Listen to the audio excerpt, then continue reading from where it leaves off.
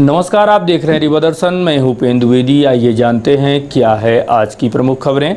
तेज रफ्तार बोलेरो ने ली 3 बाइक सवारों की जान। पिता पुत्र व चचेरे भाई की घटनास्थल पर हुई मौत। वाहन चालक ने जानबूझकर दिया था घटना को अंजाम। मोबाइल दुकान में बैठी महिला के गले से की गई चेन स्नैचिंग। बाइक सवार 2 युवकों ने किया इस घटना को अंजाम। मोबाइल दुकान में बैठी महिला के गले से की गई चेन स्नैचिंग। बाइक सवार 2 युवकों ने दिया इस घटना को अंजाम। रीवा कृषि महाविद्यालय में रागी फसल की नई प्रजाति को लेकर किया जा रहा अनुसंधान और नगर निगम द्वारा चलाई गई अतिक्रमण विरोधी मुहिम। कई दुकानों के काटे गए चालान। इन खबरों को आगे हम विस्तार से देखते हैं।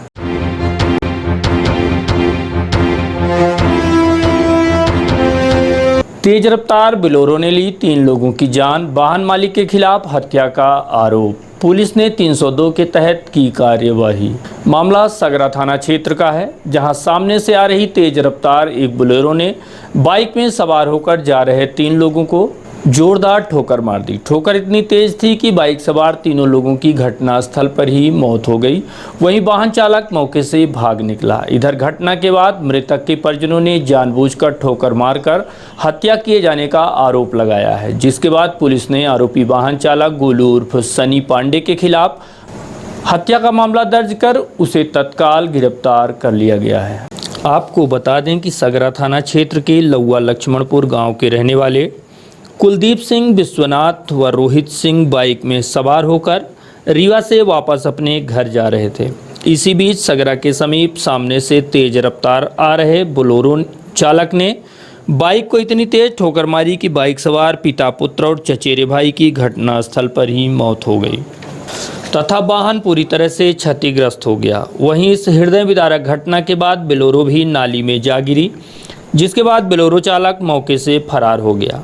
इधर घटना के बाद मृतक के परिजनों ने आरोप लगाया है बोलेरो चालक से पुराना विवाद था, जिसके चलते उसी रंजिश को लेकर बोलेरो चालक सनी पांडे ने जानबूझकर ठोकर मारकर हत्या कर दी है। उसका घर का नाम नहीं भेजता, मेरे को पूछता नहीं। जानबूझ के 302 हत्या है। ये लोग मेरे FB ID में शत्रुघ्न सिंह के नाम से, शत्रुघ्न सिंह नाम से मैसेज आता है, फ्रेंड रिक्वेस्ट आता है। पूरा ये 302 है। मेरे को न्याय चाहिए, बस हो गया। ये मेरे साथ घटना एक्सीडेंट डायरेक्ट सामने से मारे हैं।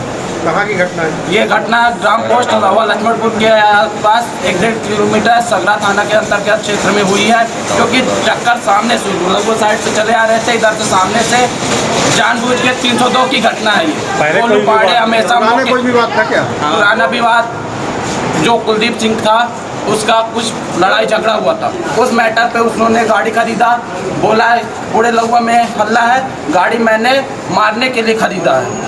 ये सब पब्लिक जानती है। आप क्या चाहते हैं? मैं इंसाफ चाहता हूँ, बस हो गया। 302 की ये घटना है। मेरा नाम प्रदीप सिंह परियार है। मेरे चाचा जी हैं, एक पारिवारिक बड़े पापा हैं, एक बड़ा भाई है।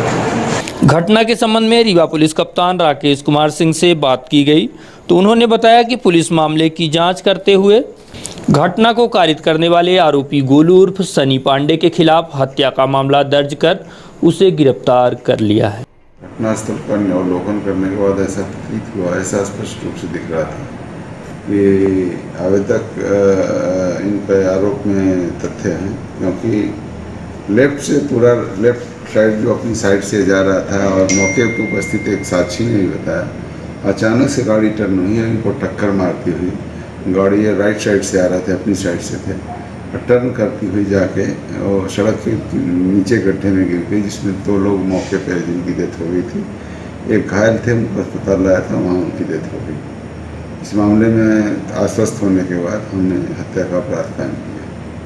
आरोपी भी की कुछ गिरफ्तारी। एक जो आरोपी वाहन चला रहा था, उस आरोपी को गिरफ्तार। इधर घटना के बाद गुस्साए परिजनों ने सगरा थाना क्षेत्र अंतर्गत हुई घटना के बाद गुरुवार को आक्रोशित होकर सड़क जाम कर दिया। मृतक के परिजन मांग कर रहे थे कि घटना में शामिल युवक के परिजनों पर भी हत्या का मामला दर्ज किया जाए।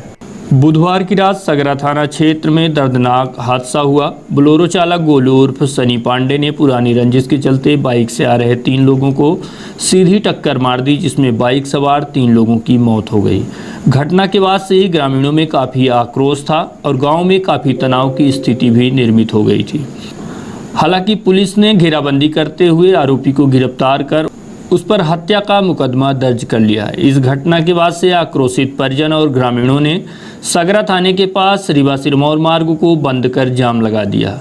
पीएम में देरी हो जाने से परिजन नाराज थे। साथ ही परिजनों की मांग थी कि हत्या की साजिश घर में ही रची गई थी और बोलेरो भी दी गई थी, इसलिए वो चाहते हैं कि आरोपी के परिजनों पर भी हत्या का मुकदमा दर्ज कर उन्हें गिरफ्तार किया जाए। कल शाम को हम रीवा गए हैं, तब हमको यहाँ पे बैठे मिले थे और 15 मिनट बाद पहुँचने के बाद हमने कॉल किया, तब उन्होंने बोला कि हम घर पहुँच के बात करते हैं। फिर इतने में उनका एक्सीडेंट हो गया। कुलदीप के पापा और कुलदीप के साथ गए थे और उन लोगों ने मिलके जानबूझकर बोलेरो से टक्कर मार दी। हमको इंसाफ चाहिए, चाहे कुछ भी हो जाए। हम फांसी चाहते हैं, फांसी दे, और जो पहले भी हो उनको भी फांसी चाहिए। शत्रुघ्न सिंह को तो खासकर फांसी चाहिए, चाहे कुछ भी हो जाए। के कारण सब कुछ हुआ है। आज मेरे घर के जो लोग गए हैं सब उसी के कारण गए हैं जी। छोटू बाड़े और उसका लड़का दोनों आरोपी हैं और मारने की, जान से मारने की धमकी देते थे। अक्सर जान से मारने की धमकी देते रहते थे जी। हाँ, और श्याम सिंह इसमें मिला हुआ है।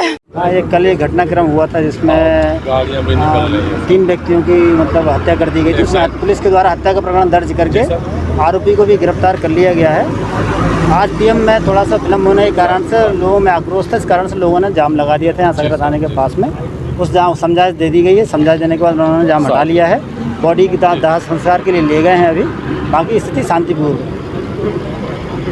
मोबाइल दुकान से चैन स्नैचिंग की घटना, सीसीटीवी फुटेज में कैद हुआ चैन स्नैचर।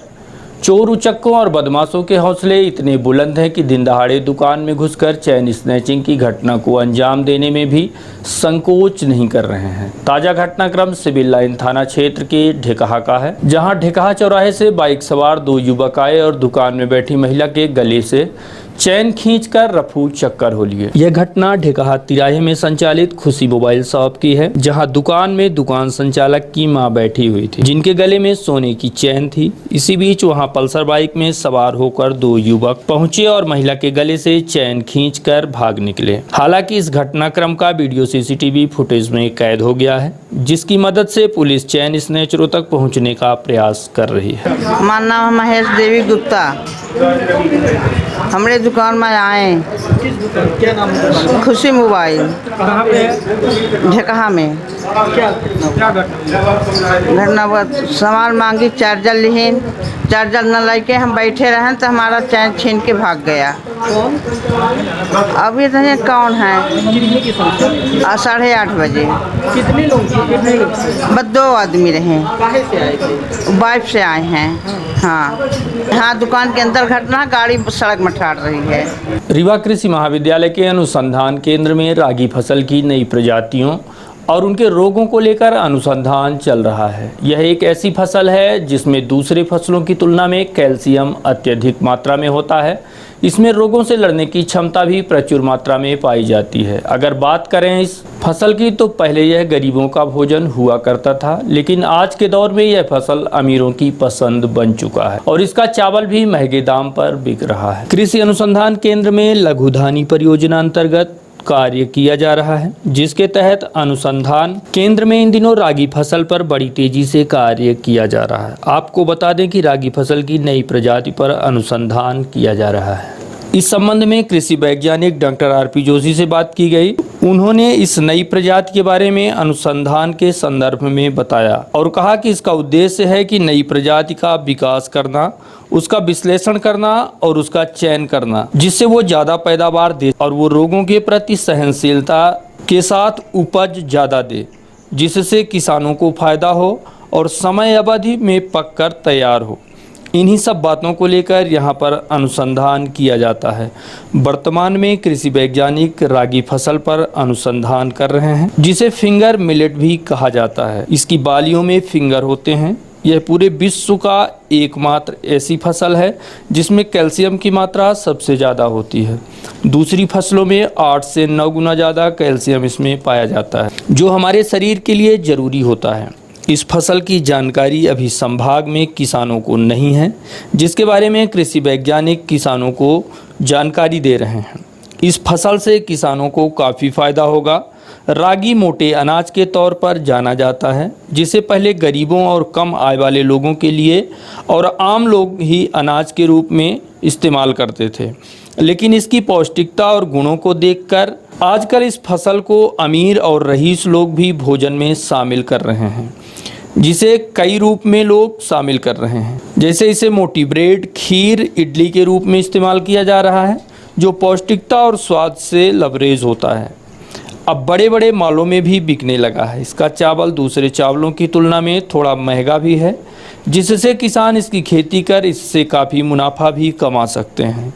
किसानों को अच्छा फायदा मिले और मुनाफा कमा सकें, इसी को लेकर लगातार कृषि वैज्ञानिकों द्वारा अनुसंधान भी किया जा रहा है और किसानों को जागरूक भी किया जा रहा है। कृषि महाविद्यालय रीवा में आप कौन कौन सी धान का अनुसंधान कर रहे हैं? देखिएगा, मेरा नाम है डॉक्टर आर.पी. जोशी। मैं वरिष्ठ वैज्ञानिक के रूप में पादप प्रजनन की हैसियत से कृषि महाविद्यालय रीवा, जो कि जवाहरलाल नेहरू कृषि विश्वविद्यालय का एक कैंपस है, उसमें कार्यरत हूँ। यहाँ पर अखिल भारतीय समन्वित लघु धान्य परियोजना, जो कि IIMR हैदराबाद के तकनीकी मार्गदर्शन में संचालित है, उसमें लघु धान्य फसलों पर अनुसंधान किया जा रहा है। मैं उन्हीं लघु धान्य फसलों में प्रजनक के रूप में नई किस्मों को ईजाद करना, नई किस्मों का विश्लेषण करना और उनमें कौन से गुण हैं, उन सब चीज़ों पर प्रकाश डालते हैं। और जो फसलें हैं लघु धान्य में, उनमें प्रमुख रूप से 6 हैं और अभी एक 7वीं फसल भी उसमें जोड़ी गई है। इन फसलों में अगर हम ग्रामीण परिवेश में क्षेत्रीय भाषा में कहें तो उनमें कोदो, कुटकी, रागी, सामा, काकून, चीना और बसारा हैं। इनको हम अंग्रेजी में कोदो को कोदो मिलेट, कुटकी को लिटिल मिलेट, रागी को फिंगर मिलेट, सामा को बार्नयार्ड मिलेट और काकून को फॉक्सटेल मिलेट, जबकि चीना को प्रोसो मिलेट कहते हैं। और जो ये बसारा है, ये ब्राउन टॉप मिलेट के नाम से जानी जाती है। अभी हमारे क्षेत्र में क्या संपूर्ण भारतवर्ष में मौसम में कृषि जलवायु परिवर्तन बहुत तेज़ी से हो रहे हैं, जिसकी वजह से हो क्या रहा है कि जब पानी बरसना चाहिए उस समय नहीं बरसता, या जब पानी नहीं चाहिए उस समय बहुत तेज़ वर्षा होती है। इन प्रतिकूल परिस्थितियों के चलते कभी कभी बहुत सूखा पड़ जाता है। हमारी जो सामान्य फसलें हैं वो पूरी तरह से पैदावार नहीं दे पाती, और इसके लिए ज़रूरी हो जाता है कि हम मौसम की क्षेत्रीय अनुकूलताओं के अनुरूप फसलों को भी अपने यहाँ निवेशित करें।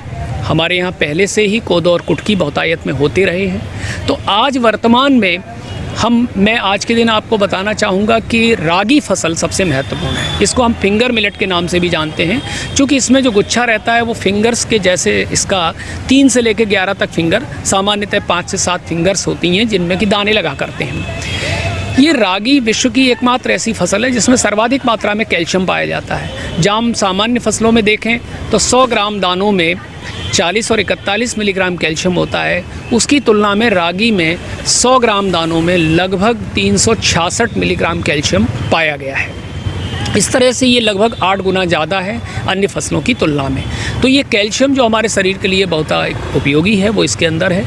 इसके अलावा बहुत सूक्ष्म पोषक तत्व जो वर्तमान में हमारे शरीर को इम्यूनिटी देते हैं, जैसे अभी हम वर्तमान परिवेश में देखें तो जो संक्रामक बीमारियां फैल रही हैं, जिनमें प्रमुख रूप से अभी कोरोना या कोविड-19 विशेष देखने में आ रहा है, इन सब बीमारियों से रोग प्रतिरोधक क्षमता के विकास के लिए भी इस फसल को अन्न के रूप में किसी न किसी रूप में, चाहे हम नाश्ते में लें, दोपहर के भोजन में शामिल करें, ये बहुत उपयोगी होगा। क्योंकि इसके अंदर कैल्शियम के साथ साथ मैग्नीशियम, फास्फोरस, मॉलिब्डेनम, जिंक, दूसरे महत्वपूर्ण पोषक तत्व पाए जाते हैं। यहाँ मैं ये भी बताना चाहूँगा कि वर्तमान में इसकी ज़रूरत इसलिए और भी है क्योंकि हम लगातार नियमित रूप से एकल खेती करते चले आ रहे हैं। एक ही फसल, गेहूँ और चना का क्षेत्रफल भी बढ़ा और उपभोग भी बढ़ता जा रहा है। फलस्वरूप हो क्या रहा है कि लगातार हमारे खेतों की मिट्टी से गेहूं ज़्यादा उगाने से जिंक का शोषण ज़्यादा हो रहा है, जिसकी वजह से आयरन और जिंक की खेतों में कमी होती जा रही है। इसके लिए भी हमें एक कृषि वैज्ञानिक के नाते हमारे शस्यविदों की सलाह रहती है, एग्रोनॉमिस्ट हमारे सलाह देते हैं कि हमें डाइवर्सिफाइड फार्मिंग करनी चाहिए। बदल बदल के। और वैसे भी आहार और पोषण विज्ञान का सिद्धांत है कि भोजन की थाली में जितने ज़्यादा रंग होंगे पोषण उतना अधिक होगा। रागी हमारे लिए बहुत महत्वपूर्ण है और इस क्षेत्र के लिए बहुत अधिक है। पहले ज़रूर कोदो, कुटकी, रागी ये गरीबों का आहार माना जाता था, पर वर्तमान परिवेश में इसका स्थान बदल चुका है। आज ये झोंपड़ी से निकल करके महलों में पहुंच गया है और बड़े बड़े शहरों के मॉलों में ये ऊंचे दाम पर बिकने लगा है। इससे न केवल हमारा शारीरिक विकास होगा, न केवल हमारे खेतों की उपज क्षमता नहीं ज़्यादा क्षीण होगी, अपितु इससे गरीब किसान की आर्थिक स्थिति भी बहुत तेज़ी से सुधरेगी, क्योंकि ये सामान्य चावल की तुलना में 2 से 3 गुना महंगा बिकता है। बहुत महत्वपूर्ण फसल। चलाई गई अतिक्रमण हटाने की मुहिम। नगर पालिक निगम द्वारा दर्जनों दुकानों के खिलाफ की गई चालानी कार्यवाही। नगर पालिक निगम आयुक्त के निर्देशन पर एक बार फिर मुहिम छेड़ी गई है, जिसके तहत शहर में फैले अतिक्रमण और दुकानों के सामने पड़े कचरे को लेकर बड़ी कार्यवाही की जा रही है। की जा रही कार्यवाही के दौरान शिल्पी प्लाजा स्थित दुल्हन साड़ी सेंटर, बसंत वस्त्रालय समेत कई अन्य दुकान संचालकों के खिलाफ चालानी कार्यवाही की गई है। आपको बता दें कि विगत कुछ वर्षों पहले ही बाजार में जगह जगह कचरा रखने डस्टबिन लगाई गई थी, जिसका अब कहीं कहीं नामो निशान तक देखने को नहीं मिलता है। जबकि डस्टबिन लगाने के पीछे का उद्देश्य यह था कि दुकानों से निकलने वाला कचरा दुकानदार इसी डस्टबिन में रखेंगे। इसके बाद सुबह कचरा कलेक्शन की गाड़ी उसे उठाकर उसका उचित निदान करेगी। लेकिन व्यापारियों द्वारा कचरे को जगह जगह फेंका जा रहा है, जिससे शहर में खासकर दुकानों के सामने गंदगी भरी पड़ी देखी जाती है। इतना ही नहीं, दुकानदार दुकानों के सामने अतिक्रमण भी किए हुए हैं, जिसके चलते आम जनमानस को कई दिक्कतों का सामना करना पड़ता है। इसी बात को ध्यान में रखते हुए नगर निगम कमिश्नर मृणाल मीणा के निर्देशन पर यह कार्यवाही की गई। कार्यवाही को लेकर नगर निगम अतिक्रमण प्रभारी से बात की गई तो उन्होंने कार्यवाही के संबंध में जानकारी देते हुए बताया। माननीय आयुक्त महोदय के निर्देशानुसार शिल्पी प्लाजा में अतिक्रमण हटाने की कार्रवाई की गई और दुकान के सामने जो कचरा रखते थे उनके खिलाफ चालानी कार्रवाई की गई और सबको 500 रुपये का चालान काटा गया। दुकान दुल्हन साड़ी सेंटर, साड़ी लोक और बसंत वस्त्रालय। आरटीआई कार्यकर्ता समेत स्थानीय पत्रकारों पर किया गया जानलेवा हमला। मामला चंदेह ग्राम पंचायत का है, जहां सामाजिक कार्यकर्ता शिवानंद द्विवेदी व कुछ पत्रकारों पर इसलिए जानलेवा हमला कर दिया गया क्योंकि सामाजिक कार्यकर्ता द्वारा लगातार ग्राम पंचायतों में आरटीआई की धारा 4 के तहत सोशल ऑडिट एवं जन सुनवाई की जा रही है। इसी बात से नाराज ग्राम पंचायत सरपंच व उनके गुर्गों द्वारा जानलेवा हमला करने की कोशिश की गई है। आरटीआई कार्यकर्ता शिवानंद द्विवेदी के मुताबिक जूम ऐप के माध्यम से वेबिनार कर सूचना आयुक्त द्वारा सामाजिक कार्यकर्ताओं के माध्यम से ऑडिट और जन सुनवाई पर जोर दिया जा रहा था। हाल ही में प्रदेश की 1148 पंचायतों में 300 करोड़ के कराधान घोटाले को उजागर भी किया गया, जिसके बाद सरपंच सचिवों पर धारा 40 और 92 की कार्यवाही भी की गई, साथ ही एफआईआर भी दर्ज किया गया। इसी बात से नाराज ग्राम पंचायत के सचिव और सरपंचों द्वारा यह घृणित कार्य किया गया। इस बात को लेकर राज्य सूचना आयुक्त समेत एसपी रीवा व एसडीओपी मनगवा के अलावा डीजीपी और मुख्यमंत्री को भी ईमेल और ट्वीट के माध्यम से शिकायत भेजी गई है। बेसिकली आज हुआ ये है कि हम एक सोशल ऑडिट के कार्यक्रम में जा रहे थे। ये सूचना के अधिकार अधिनियम 2005 की धारा 4 के अंतर्गत जो जानकारी साझा की जाती है वेब पोर्टल और अन्य माध्यमों से, और जो जानकारी अन्य माध्यम जैसे सीधे सूचना के अधिकार के माध्यम से जानकारी प्राप्त की जा सकती है, उसके आधार पर सोशल ऑडिट और जन सुनवाई का कार्यक्रम का दौर आजकल हमारे मध्य प्रदेश में चल रहा है। और सूचना आयुक्त महोदय का इसमें निर्देश था कि ज़्यादा से ज़्यादा इस तरह के सोशल ऑडिट के कार्यक्रम किए जाएं, जिससे जो वास्तविक जो आरटीआई का जो मायना है वो गाँव के हर एक तबके और व्यक्ति के पास पहुँचे और उनको इसका लाभ मिले कि सरकारी योजनाएं कहाँ कैसे। तो इसी प्रकार आज एक कार्यक्रम था चंदेह ग्राम पंचायत, जनपद पंचायत गंगेव का मामला है, थाना मनगमा में। तो हम आ रहे थे, सूचना मिली थी, हमें पत्र मिला था, जो संबंधित पंचायत के लोग हैं उन्होंने कार्यक्रम आयोजित किया था। तो हम जा रहे थे, हमारे साथ मीडिया के भी साथी थे और मिल गए थे रास्ते में, तो हम सब साथ में ही थे, 4-5 लोग थे।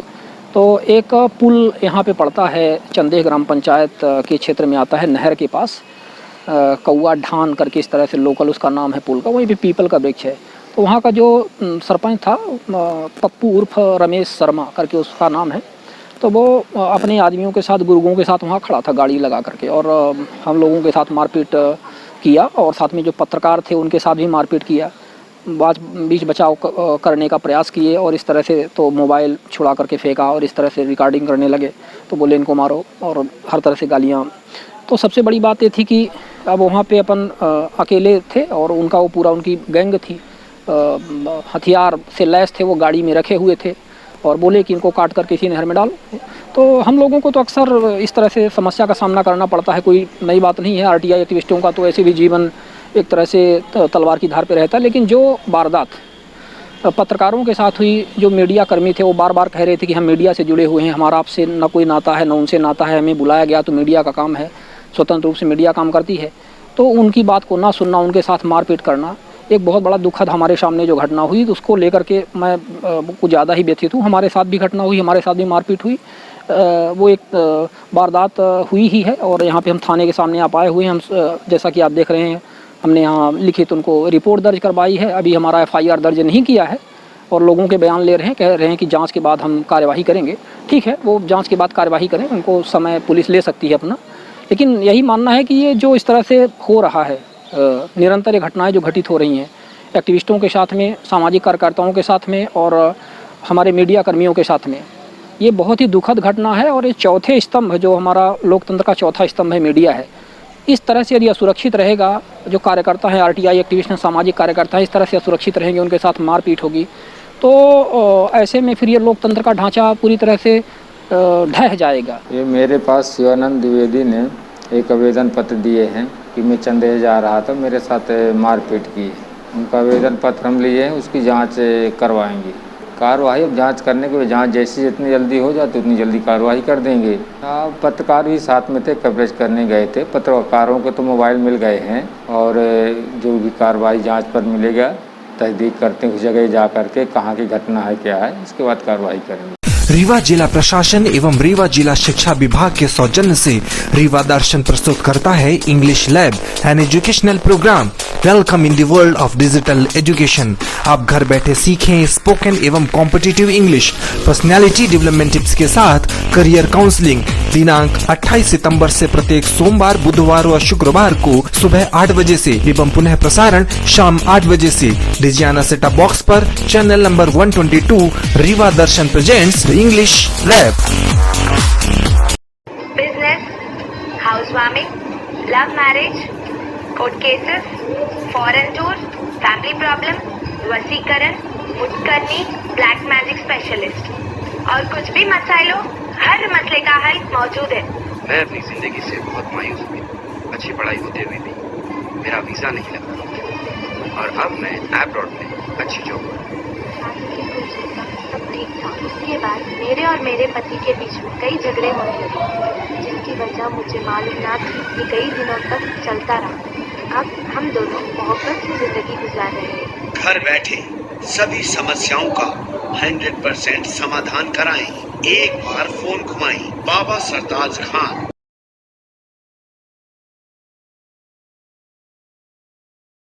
शराब के नशे में धुत प्रिंसिपल की नौटंकी, प्रिंसिपल का वीडियो हुआ वायरल।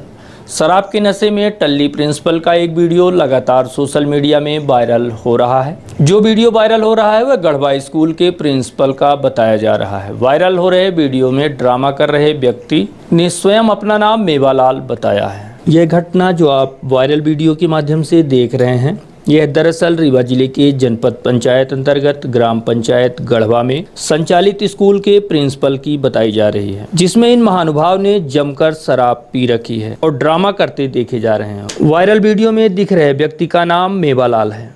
अब आप अंदाजा लगा लीजिए कि जिन्हें छात्रों के भविष्य निर्माण की जिम्मेदारी सौंपी गई है, वही जब इस तरह खुद से बेखबर हैं तो कैसे छात्रों के भविष्य का निर्माण करेंगे। और तो और सवाल यह उठता है कि क्या ऐसे प्रिंसिपल व अध्यापक शिक्षा के स्तर पर सुधार लाने में सफलता हासिल कर पाएंगे या फिर नए भारत के भविष्य का निर्माण कर पाएंगे। यह एक यक्ष प्रश्न है। इस संबंध में जब जिला शिक्षा अधिकारी RN पटेल से बात की गई तो उन्होंने बताया कि यह मामला संज्ञान में आया है, मामले की जांच की जा रही है, जांच उपरांत उचित कार्यवाही की जाएगी। अभी पूरे मामले की जानकारी तो हमको नहीं है, लेकिन जो वीडियो वायरल हो उसको देता हूँ। मैंने जाँच के लिए भी विकास में शिक्षा अधिकारी को लिख दिया है और जैसे रिपोर्ट आ जाएगी तो उसके विरुद्ध नियमानुसार कार्रवाई के लिए कार्य कर दिया जाएगा। ये भी नहीं कि जाँच के लिए लिखा गया है, अभी आपको मिला है, आपका रिपोर्ट आ जाएगी। मारपीट मामला नहीं होगा। सोना मनपुरम लॉकर में रखो, ऑनलाइन गोल्ड लोन ऐप भी डाउनलोड करो। ऐसा हमरा भैया स्मार्ट हुआ, फोन के साथ स्मार्ट हुआ। सोना मनपुरम लॉकर में है तो कहीं किधर भी स्मार्ट बने, कहीं किधर भी स्मार्ट बने। अपना गोल्ड मनपुरम लॉकर में रखो, सब लोग ऐसा स्मार्ट बनो। Manappuram online gold loan smart है। महानगरों की तर्ज पर आपके शहर रीवा में भी आधुनिक साज सज्जा एवं स्वच्छ वातावरण के साथ खुल गया है चाय साय बार।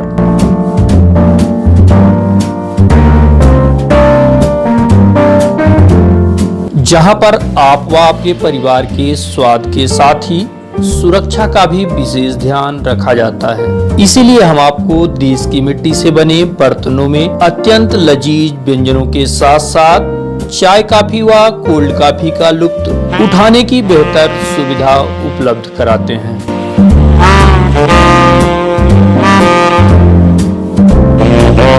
जहां पर विशेष रूप से हाइजीन का ध्यान तो रखा ही जाता है, साथ ही चाय साय बार आपके लिए पॉकेट फ्रेंडली भी है। यहाँ पर 10 रुपए से लेकर 100 रुपए तक के मेन्यू उपलब्ध हैं। चाय साय बार आपके शहर के मध्य विश्वविद्यालय रोड स्थित खुटेही में संचालित है, जहाँ पर चाय के 17 फ्लेवर के साथ ही कॉफी के भी दर्जनों फ्लेवर उपलब्ध हैं। तो आपके शहर रीवा में पहली बार चाय साय बार लेकर आया है बेहतरीन स्वाद व एहसास के साथ एक अच्छे माहौल में परिवार के साथ आनंद लेने का बेहतरीन विकल्प। तो आइए हम ये जान लेते हैं कि ये चाय साय बार कहाँ पर संचालित है। आपको बता दें कि चाय साय बार का पता है shop number 3 Tandon plaza, Canara bank के समीप खुटेही रीवा।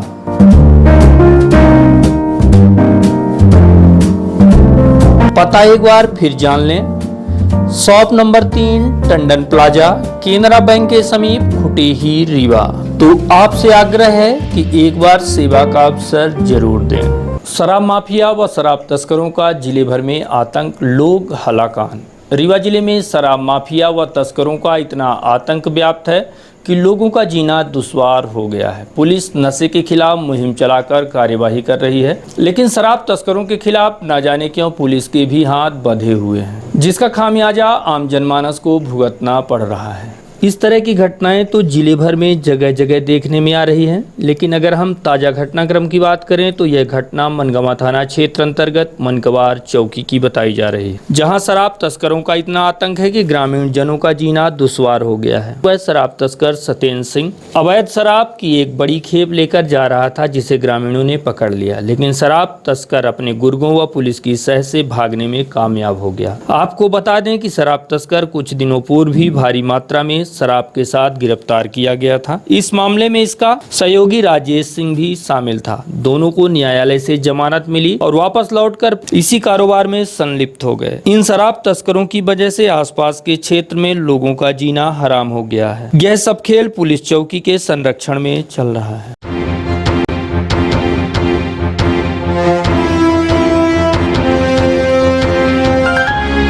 और अब चलने से पहले आज की प्रमुख खबरें एक बार फिर। तेज रफ्तार बोलेरो ने ली 3 बाइक सवारों की जान। पिता पुत्र व चचेरे भाई की घटनास्थल पर ही मौत। वाहन चालक ने जानबूझकर दिया था घटना को अंजाम। मोबाइल दुकान में बैठी महिला के गले से की गई चेन स्नैचिंग। बाइक सवार 2 युवकों ने दिया इस घटना को अंजाम। रीवा कृषि महाविद्यालय में रागी फसल की नई प्रजाति को लेकर किया जा रहा अनुसंधान और नगर निगम द्वारा चलाई गई अतिक्रमण विरोधी मुहिम, कई दुकानों के काटे गए चालान। तो ये थी आज की प्रमुख खबरें। देखते रहिए रीवा दर्शन, दीजिए हमें इजाजत। नमस्कार।